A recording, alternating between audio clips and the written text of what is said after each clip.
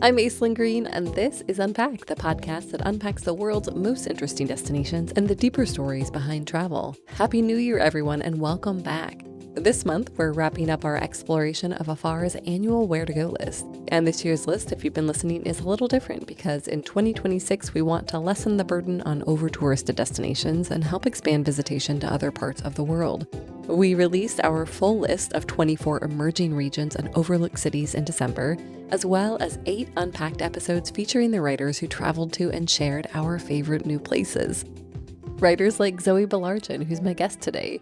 Zoe joined me to talk about the Columbia River Gorge, an 80-mile stretch of rainforest, waterfalls, and river towns near her home in Portland, Oregon. As a native Seattleite, I have a soft spot for the Columbia River Gorge, where I have spent many happy summers, falls, springs, and even winters, because there is nothing like a moody Pacific Northwest winter. In this episode, Zoe shares what's new in the gorge, like a historic highway that's being converted into a hiking and biking trail, and new hotel openings like the latest glamping outpost from Under Canvas. She also shares some fantastic places to renew and refuel. For example, a newly reopened hot spring spa with 1,000-year-old indigenous roots and biodynamic wineries that are earning James Beard recognition. Zoe, welcome to Unpacked. It's so nice to meet you. And as a fellow Pacific Northwesterner, it's really cool to have you on the show. Yeah, nice to meet you too. Have you lived in Portland for a long time? I've lived in Portland for about 5 years. What brought you out there initially? Well, make a long story short, I was living abroad in South America before living here. And while I was living abroad, my folks moved to Eugene, where the University of Oregon is. And I'd always kind of wanted to live in a more lush part of the country. I grew up in New Mexico. So when moving back from South America, I was like, I guess I'll give Portland a try, and have loved it ever since.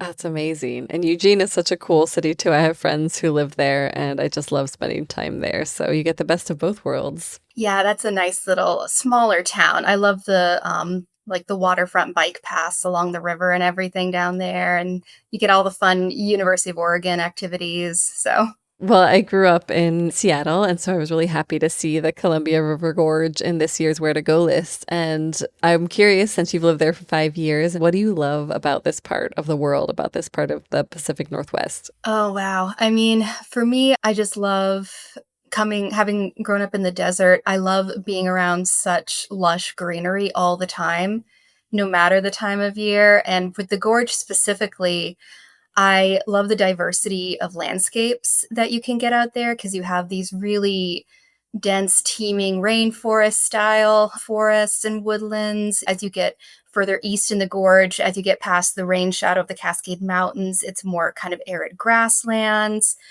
And at certain points in the gorge, you can see Mount Adams and Mount Hood on the horizon. And so it's just visually such a spectacular part of the country. I feel like it would be helpful to offer some context for people who aren't as familiar with this part of the world. So how would you describe the gorge and what it is exactly? Absolutely. So the gorge is, as the name implies, it is a gorge. It is a river. The Columbia goes right through it. And one of the best ways to kind of get a sense of the scale is when you think about like famous canyons and gorges like the Grand Canyon, usually you think about being on the rim looking down. But what's cool about the Columbia River Gorge is that you approach it from the base. The major roads run along the Columbia River. And so you're winding through this alley almost with these towering cliffs, and there's forests everywhere on different plateaus. You've got vineyards, there's little towns tucked along the riverbank. And as I mentioned before, what's really cool is you get to see the landscape changing as you navigate to different sides of the gorge. So to the west, it's more lush. There's lots of forests, very rich, very green. And then as you get more east, the landscape falls away to this kind of arid grasslands, totally different character of environment. And it's just, yeah, the visuals are really something. I think you said something in your story like there's so much packed into 80 miles. And that's such a good way to describe it because it's just like almost visually overwhelming at times. It really is, yeah, because you can drive from Portland to the eastern end of the gorge in less than 2 hours about, and it feels like you go through such a different array of ecosystems and environments in just a short amount of time. I believe the Columbia River Gorge is the only sea level passage through the Cascade Mountains. And so when you get all these different environmental influences, it really just makes it a really unique part of the world. I didn't know that. That is so cool. One of the other things I didn't know that you shared in your stories is that the historic Columbia River Highway was the nation's first scenic byway. Did you know that, or was that something that you discovered in the reporting of this? That was a fun tidbit that came up in my research because I knew that there's the scenic byway and it's really famous. But yeah, I didn't know that it was the first highway that was specifically planned for that kind of sightseeing in mind. And I thought that was so interesting because usually when you think about like scenic byways and scenic highways, that evokes such like a road trip mental image to me, and so I kind of think more of like the Wild West, like out to the southwest part of the country with great road trips like Route 66 or something. And to think that the first planned route was through the Columbia River Gorge, that was something really interesting to me. I'm a big history nut, so I loved learning that. Yeah, and I mean, 100 years ago to be so visionary, right? Yeah, Sam Hill, who was one of the big architects behind that vision and that plan, he was really instrumental in wanting more people to come to the gorge and just see what was so special about it. Yeah. Well, and then one of the other things that you shared was that portions of the highway are now state trails, so people can walk, hike, bike. Is that something that is kind of an ongoing initiative? Yeah, so there's the older highway that is currently in the process of being converted to a highway state trail because they have like more modernized interstates and highways now. And so they're transitioning that more historic one to a multi-use route that'll go through most of the gorge. And so you can go from east to west, west to east for a hike, you can ride your bike, and they're kind of doing that in sections. And so that's one of the cool new things that people can discover in the gorge is they recently opened a new section called the Mitchell Point Tunnels, which is a route that goes through one of the walls. And they have carved out arches so you can look out and see the scenery. You can hear the wind blowing because it's right by one of the narrowest points in the gorge. And so you can really hear the wind whooshing by. You can see windsurfers and kiteboarders out on the river. And it has really cool views. I think you can see Dog Mountain nearby. So that's a really cool addition. And once the whole trail is completed, it'll be great. Yeah, that it sounds incredible and just, another kind of visual standout. Do you know when the trail is expected to be completed? I know those things can take time, but It should be within the next year or so. oh I think wow. timelines have kind of mixed around, but hopefully soon. But large sections are already completed. And so for people who want to do parts of it, there's already big chunks where you can go for a bike ride and it takes about an hour to get from one point of the completed trail to the other. And so there's already tons of areas open for people to enjoy. Yeah, that's so cool. Well, speaking of news, you mentioned that there's a lot going on in Hood River, and the last time I was out there, the only thing I remember is how freaking hard it is to windsurf. I had done it for the first time, and I was like, "Holy moly!" I don't think I ever got out of the cove where they put beginners. And I felt so torn apart by the wind at the end of the day. But it's such a cool little spot. What are some of the things that have opened the last year or will be opening? Oh, yeah. Well, firstly, you're braver than I am. I haven't even attempted like the windsurfing or the kiteboarding yet. I prefer to just watch the experts do that. Yes, smart, very smart. But yeah, Hood River is definitely, as more eyes turn towards the gorge and realize how much cool stuff there is to do there, Hood River has definitely become one of the main hubs and focal points. And so, one of the cool new openings in the last few years is obviously, as an outdoorsy town, you got to have lots of good food and drink for people to enjoy at the end of the day. And so, a couple years ago, a company based here in the Pacific Northwest called Wilderton opened the first non-alcoholic distillery and tasting room in the nation in Hood River. And they have a lovely tasting room right down by the waterfront where you can try their house-made non-alcoholic. I guess the best equivalent would be liqueur, but it's non-alcoholic. And they do little mocktails. They teach you all about their process. So that was a really cool, new, inclusive addition, I thought, because Hood River has so many great breweries, cideries, distilleries, and the like, but to have something that's a bit more curated for people who are non-alcoholic, I love that they had that addition. Yeah, absolutely. Have you tried the liqueur? What does it taste like? Oh, they've got several different options. One of them is kind of on the bitter side, similar to Campari. That one is one of my favorites. So if you could do like a non-alcoholic Negroni with it. Ooh, I love Negronis. Okay, all right, I'll have to check that out. I wonder if they ship. Aislinn here, jumping in with a quick fact check. After Zoe and I recorded this conversation, we discovered that the Wilderton Tasting Room is temporarily closed and may or may not reopen in time for the 2026 season. But they're doing such cool things, we wanted to leave them in here, so be sure to check their website, which is in the show notes, for any up-to-date info before you go. We'll be back to continue talking food in the gorge after this word from our sponsors. This episode is brought to you by FX's The Beauty Official Podcast. Join host Evan Ross Katz on the official podcast for FX's hottest new series, The Beauty, taking you behind the scenes with its amazing stars as they discuss the show's most jaw-dropping moments. Featuring Evan Peters, Anthony Ramos, Jeremy Pope, Ashton Kutcher, Rebecca Hall, Bella Hadid, Meghan Trainor, Isabella Rossellini, Jessica Alexander, and Ari Grainer. Search FX's The Beauty wherever you listen to podcasts. Kaylee Cuoco and Sam Claflin star in the MGM Plus original series, Vanished. When the man Alice loves disappears on a train to the south of France, every romantic memory becomes evidence. Every intimate detail, a potential threat. She thought she knew everything about him, but she may not even know his real name. 4-part thriller Vanished premieres February 1st on MGM Plus. Finding the truth is a dangerous affair.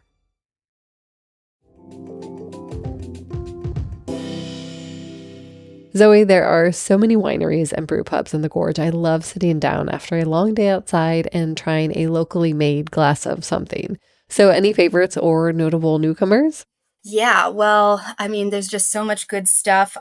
For people that are visiting, I would recommend a good place to start is going out along the Fruit Trail, which heads out into the valley behind Hood River, where there's tons of farms and orchards and wineries. And so you can go to different spots like the Gorge White House and do wine tastings. Depending on the time of year, you can do You Pick Fruit. So that's a great one. For a really special experience, I recommend to everybody going to Hiyu Wine Farm, which is a lovely winery and biodynamic style farm. And a couple years ago, they got a shout out from the James Beard Awards. They were a semifinalist for Outstanding Wine Program. And so they offer these lovely curated meals and experiences. Some of them are more kind of tasting menu style. Others are more kind of communal, more casual lunches where you get to try these incredible wines that they make, and it's paired with food that they grow or rear on the farm. That is a really special experience that I recommend. Yeah, their website. I was looking at that before we talked and I was like, oh my gosh, it looks fantastic. Very close to the land. Yeah, that was, I mean, obviously lots of the wineries out there are like that. The landscape out there is so elemental that you get a strong sense of place from them, I would say. Well, just like more globally, kind of stepping back, how would you describe Hood River as a place? You kind of said outdoors town. Do you think that's the best way to characterize it? I think yes and no. For people who haven't visited, it's a town that's more towards the eastern side of the gorge, and it's right by the banks of the Columbia River, and it has a beautiful view of Mount Hood in the back. And so it definitely attracts a lot of outdoorsy types because, as you mentioned, there's great windsurfing and kiteboarding. You can go hiking and cycling. So I would kind of equate it to like the Pacific Northwest version of a mountain town, but it's a river town in that it really attracts people that want to be outdoors all the time. But at the same time, it has such a fantastic food and cultural scene that there's still plenty for people, even if they're not that outdoorsy. There's tons of great restaurants. Like there's a fantastic food cart called Grasslands Barbecue that does fantastic barbecue, the kind that you have to queue for to make sure that you get it before it sells out. Like I mentioned, wineries, breweries, lots of farm to table stuff because it's such a rich agricultural area. So definitely an outdoorsy town, but I think it's got its own eclectic character. I love it. Yeah, with some culture and cool art and all of those things to boot. That's really fun. Yeah, and White Salmon right across the way on the Washington side, that also has a really strong artsy scene. I think when you live in a place like the Columbia River Gorge, of course you're going to be inspired. So I think lots of artists were drawn there for that reason. Yeah, absolutely. Well, and you mentioned White Salmon, and just this last year, Under Canvas opened one of its glamping outposts out there, and I feel like that's such a perfect fit for the region. Did you get to stay there? Will you describe it a little bit?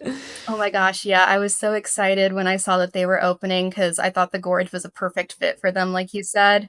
And I did get to check them out and stay there this summer. So they'll be open seasonally from April to October, thereabouts, moving forward.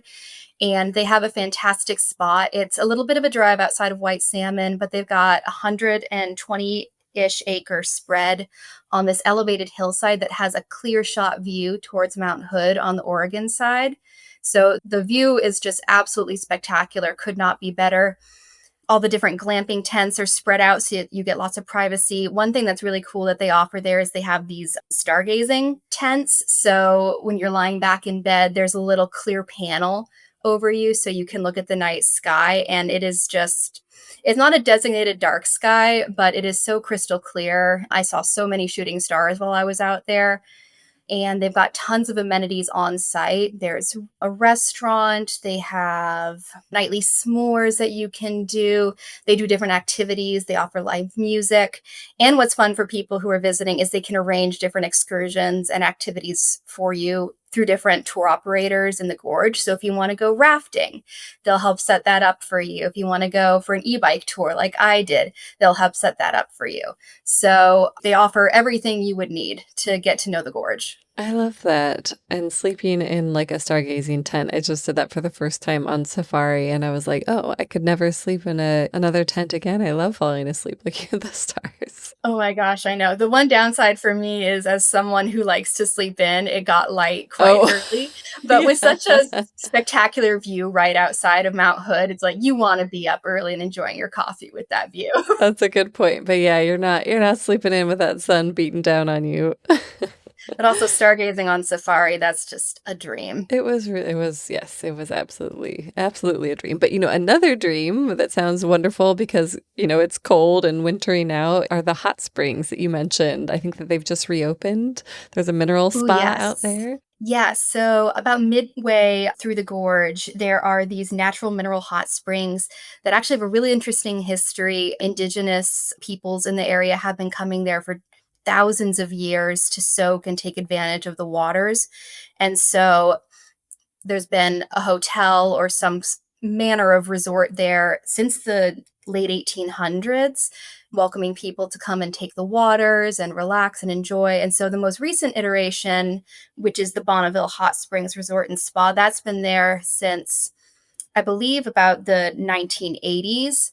And they just did a big facelift and refurbished a lot of their stuff. So they refreshed the rooms, the guest rooms, and they redid the spa and the pool. So they now have this lovely swimming area. The spa is great because you can soak in the different hot springs. There's a cold plunge. You can get massages.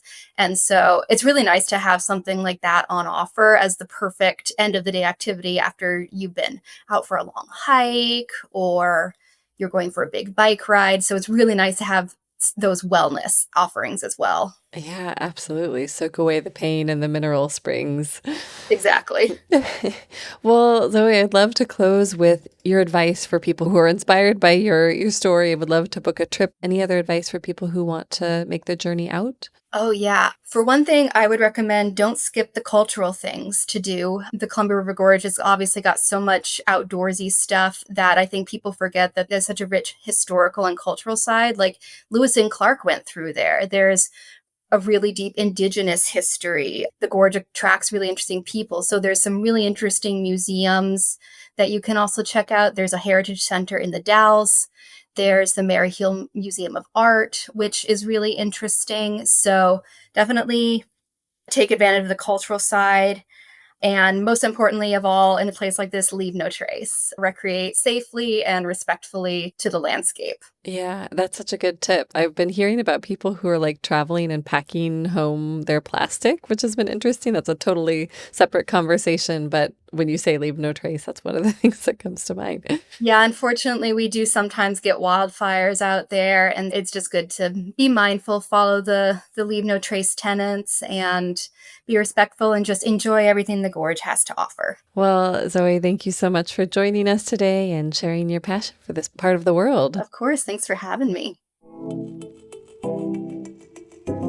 Thank you so much for joining this special Where to Go episode. In the show notes, we've included links to all the places Zoe recommended, as well as to her social media handles. And if this is your first time listening to one of our Where to Go episodes, in the show notes, you'll also find links to our past and future episodes, which we will continue to roll out in this first part of January. Happy travels!